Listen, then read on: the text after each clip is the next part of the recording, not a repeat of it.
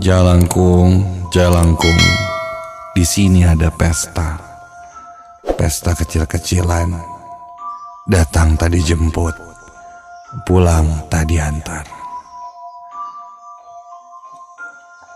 Sebuah mantra pemanggil hantu yang sudah tidak asing lagi di telinga kita. Dan malam ini, aku akan menceritakan pengalamanku ketika aku mencoba memanggil mereka yang tidak terlihat itu dengan boneka jelangkung. Namaku Denny. Hari itu aku sudah janjian bersama 4 temanku lainnya kalau malam Jumat ini kita akan coba bermain jelangkung dan ingin membuktikan apa benar-benar bisa memanggil hantu atau hanya mitos saja. Siang itu aku dan temanku Ridwan menyiapkan bahan untuk membuat boneka jelangkung. Kata Ridwan, dia sudah menyiapkan peralatannya, mulai dari kayu, kain kafan, tali, dan batok kelapa.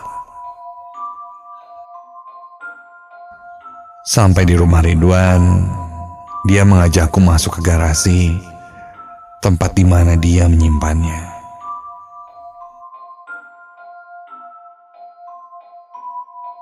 Baru saja kami masuk ke garasi itu, Ridwan terkejut karena bahan-bahan yang sudah dia siapkan sebelumnya kini tidak ada. Jelas-jelas dia menyimpannya di atas meja. Wan, yang bercanda loh. Coba cari lagi. Gak nyimpan di sini kali, di kamar. Coba, yuk. Begitu kataku untuk menenangkannya. Aneh juga, bila tiba-tiba bahan-bahan yang semula sudah disiapkan hilang. Kami pun ke kamar Ridwan. Alhasil ketika dicari, di kamarnya pun tidak ada. Lantas kami kembali ke garasi. Dan, loh, kok ada sih? Tadi kan gak ada.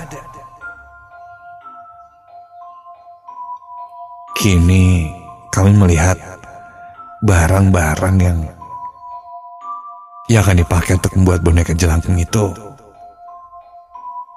kini terbeber di atas meja. Padahal jelas ketika kami datang ke sana, barang itu tidak ada. Kontan kami merasa merinding. Bahkan Ridwan sampai berniat untuk tidak jadi melakukan itu, ritual jelangkung nanti malam. Namun aku tenangkan Ridwan. Ya mungkin ada yang jahil, begitu kataku.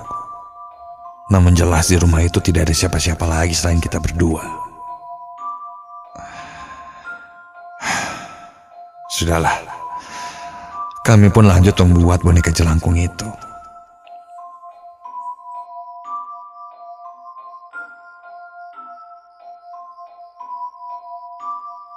Singkat cerita, malam pun tiba. Aku dan 4 orang temanku lainnya janjian di sebuah rumah kosong yang letaknya tidak jauh dari rumahku. Rumah itu sudah hampir bertahun-tahun kosong setelah ditinggalkan pemiliknya. Ditinggalkan begitu saja, dijual pun tidak. Agak aneh sih. Banyak orang yang bilang sering mendengar suara-suara aneh dari dalam rumah itu. Bahkan ada juga yang pernah melihat sosok perempuan. Hal ini membuatku jadi makin penasaran. Aku tiba lebih dulu di rumah itu dengan membawa boneka jelangkung. Jam di tanganku sudah menunjukkan jam 10:30 malam. Aku datang lebih awal setengah jam dari perjanjian awal jam 11 malam. Aku coba melihat-lihat ke dalam rumah kosong itu.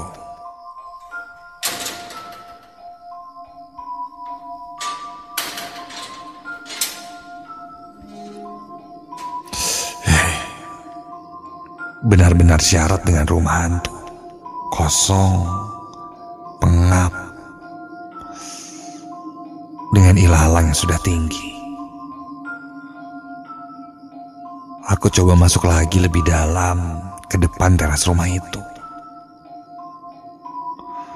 Suasana di sana sudah mulai tidak mengenakan. Entah kenapa, kepalaku agak sedikit pusing. Sampai tiba-tiba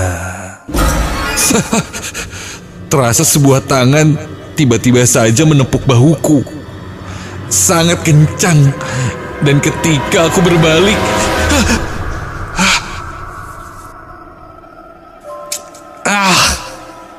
lo bikin kaget aja sih, Indi. Apaan sih lo? Ternyata itu temanku, Andi. Andi pun tertawa melihatku kaget.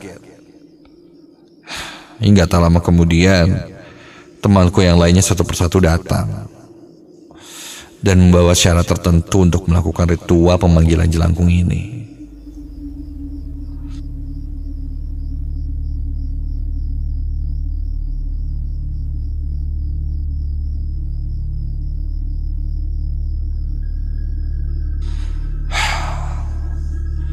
Kami berlima duduk melingkar dengan satu lilin sebagai pencahayaan di depan dupa, rampe, dan tidak lupa boneka jelangkung.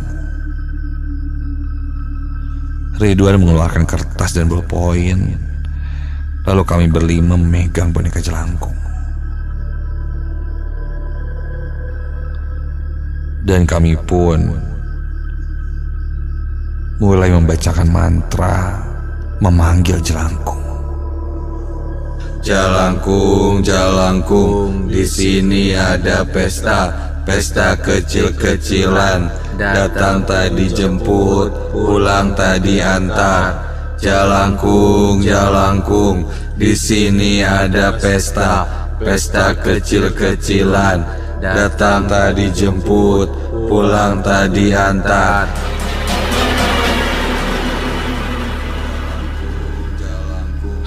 Kami berlima bersama dengan seirama membacakan mantra memanggil jelangkung. Terus kami lakukan berulang-ulang.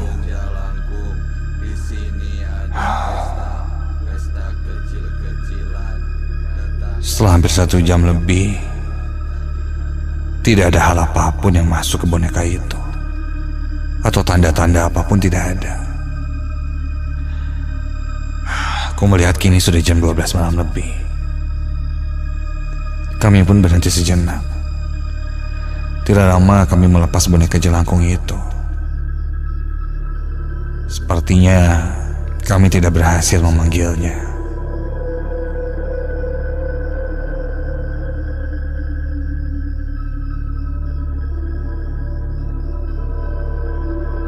Kami semua terdiam, tepatnya di tengah rumah, dengan satu lilin yang menyala, hingga tiba-tiba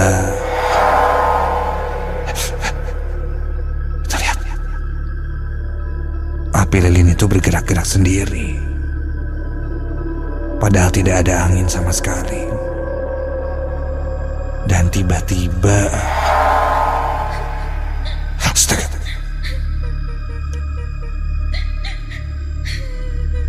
kami semua terdiam dan dikagetkan dengan suara tangisan perempuan yang sangat keras. Suara menangis merintih yang sangat keras itu terdengar dari salah satu bagian kamar di rumah kosong itu. Bulu kuduku seketika berdiri.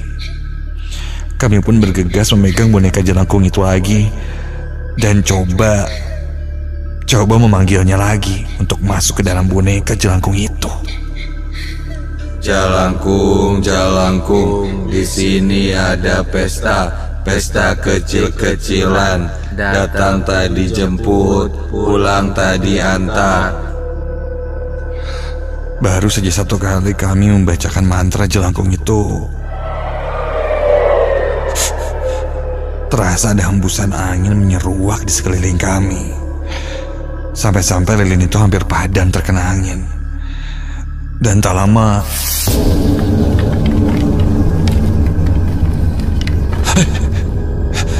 boneka jelangkung itu mulai bergerak sendiri.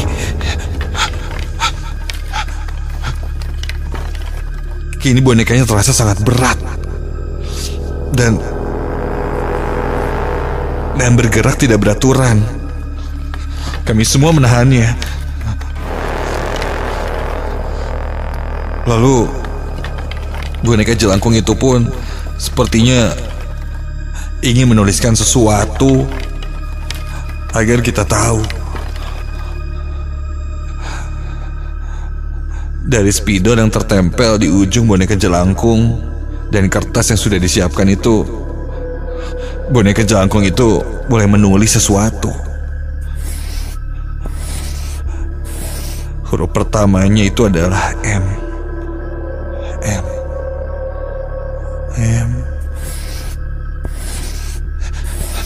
A T I. Mati. Sontak kami berlima kaget dan coba melepaskan genggaman boneka itu. Tapi tidak bisa. Kami tidak bisa melepas boneka jelangkung itu. Terlihat wajah teman-temanku pun panik. Aku coba memfokuskan diri untuk tidak takut. Tenang. Oke, jangan dilawan. Kita tanya aja ya. Oke, biar gue yang tanya. Aku coba berdoa dalam hati untuk lebih tenang. Dan aku pun coba bertanya. Sahaya? Ini siapa, kataku, yang masuk ke dalam boneka itu. Dengan pelan boneka itu pun menuliskan huruf demi huruf. K A R T I. Karti.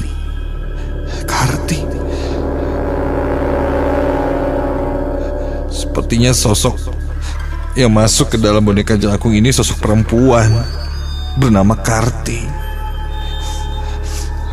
Melihat itu bulu kuduku henti-hentinya terus berdiri. Ku tanya lagi. Didinya nusok nungguan di dianya. Apa kamu penunggu di sini, kataku. Lanjut, boneka jelangkung itu menulis lagi.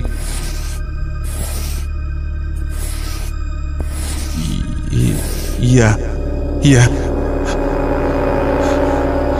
Kami saling bertatap. Kami berhasil memanggil penunggu rumah itu masuk ke dalam boneka jelangkung. Penasaran aku bertanya lagi. Di imaya aya nu kumaha wae? Di rumah ini ada sosok apa aja? Begitu tanyaku lagi. Dan kini boneka itu tidak bergerak. Dan tak lama boneka jelangkung itu tidak berat lagi. Ya, yang tadinya susah dilepas, akhirnya kami bisa melepaskannya. Kami saling bertatap. Ketika aku lihat ke arah Andi. Astaga! Di balik kegelapan itu, ya Tuhan, Dengan jelas aku melihat ada sosok perempuan berpakaian putih. Dan perutnya berlumuran darah. Dia menatapku sangat tajam sambil mengelus-elus perutnya yang berdarah itu. Mulutnya tersenyum seperti menertawaiku. Sosok itu tepat berada di belakang Andi, temanku. Badanku gemetar, berteriak pun aku tidak bisa. Lalu aku buang mukaku, dan seketika itu Andi tiba-tiba saja tertawa dan dia kesurupan.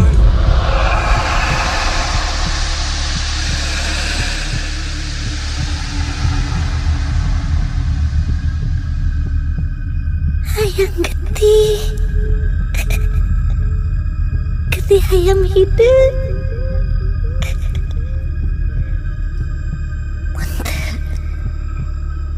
Ya budak dibawa ke aing. Terdengar suara Andi sangat lirih dan menakutkan.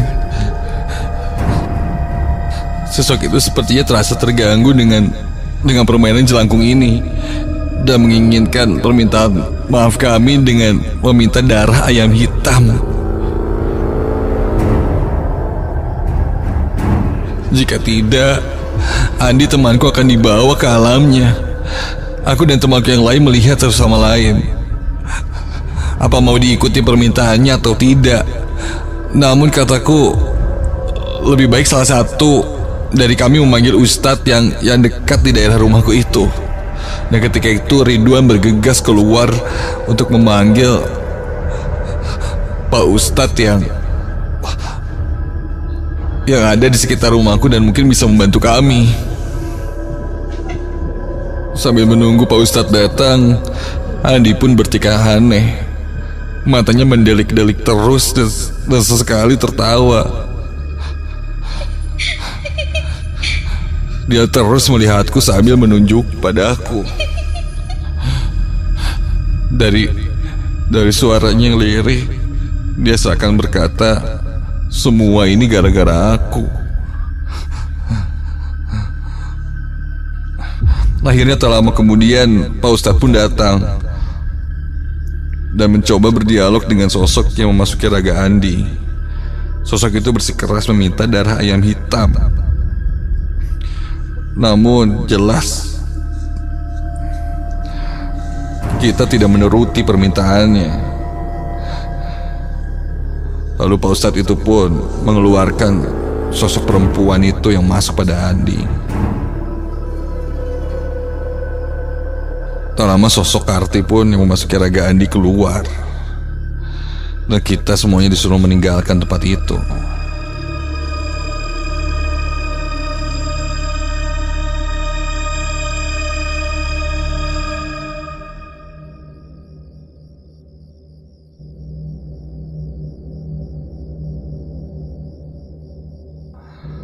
Di luar, Pak Ustadz menasihati kami bahwa kami telah melakukan permainan yang berbahaya. Bisa-bisa nyawa taruhannya.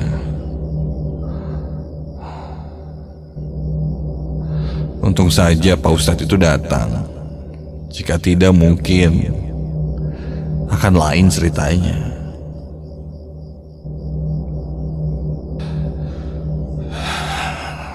Entah siapa sosok Karti itu.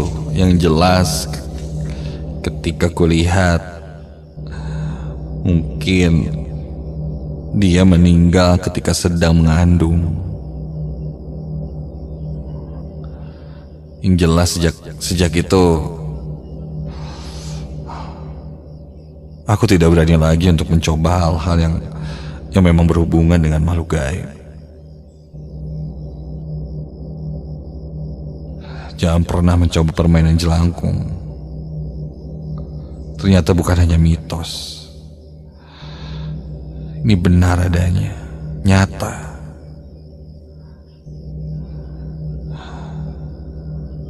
Dan aku mengalaminya sendiri.